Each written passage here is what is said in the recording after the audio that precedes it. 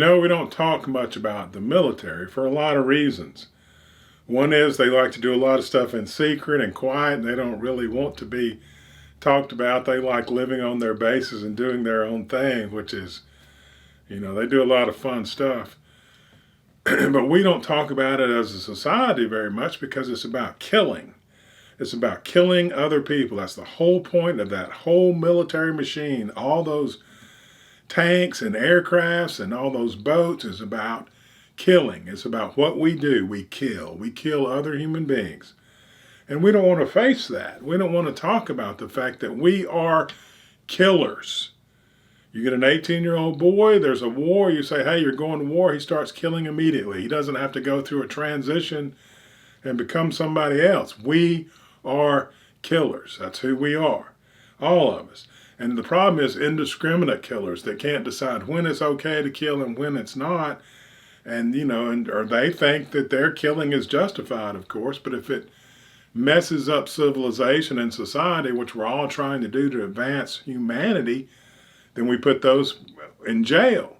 But if you're killing to help what we see as the advancement of humanity, then you're lauded and held up. But then when you come, that's the problem. That's what the post-traumatic stress is for the military after they've been in conflict. They come back here and they're like, oh, we're killers. I didn't know that. And they see everyone different. They feel differently themselves and they don't fit in anymore because everyone over here pretends like we're not killers. We're full of love and caring and hope and joy. And we are sometimes. That's part of us too, but we're also killers. And when those guys come back, we should accept them as just one of us, that all the things they did are just like what we would do. And then they do horrible things over there. People go, oh, they peed on a victim or, peed on a corpse or something like that. I think that was in the Iraq War. And it's like, wait until you live every day with people shooting at you and you're killing people. It changes your whole perspective. You're in a different world. You're in a different mental sphere. And to judge them by, for people over here going to the mall and going through drive-thrus and having sleepovers, to judge those people is completely absurd. It's completely absurd. And we need to understand here, we should be teaching in the schools who we really are. So kids will know who they are and they can realize that it is a brutal, hateful world. And you have to learn how to stand up to it.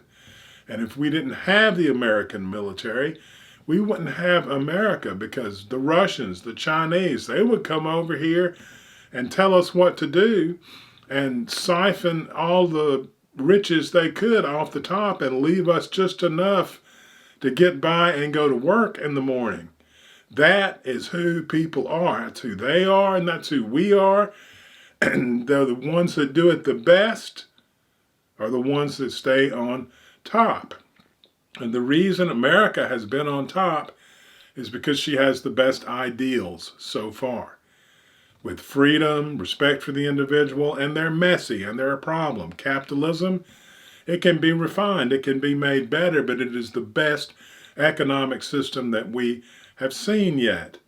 And that is why America has been on top. But if we start letting those ideals fall apart, if we don't respect the military that protects those ideals, then we won't have them anymore, and there'll be Russian ideals that go over the globe, or Chinese ideals that go over the globe, or Middle Eastern ideas. God, you don't want that.